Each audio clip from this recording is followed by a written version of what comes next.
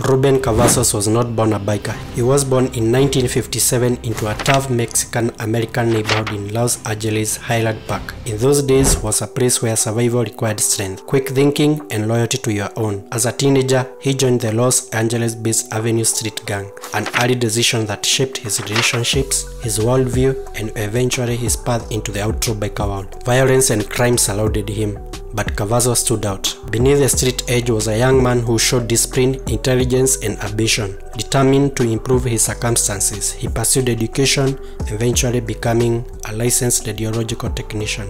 As a radiologist, he worked at the Southern California Medical Center. His co-workers respected him and patients trusted him, an unlikely image for someone who would one day lead one of the most notorious biker clubs in America. It was during this time he earned his nickname Doc, a title that followed him even when he walked into darker circles. But the streets never truly let go.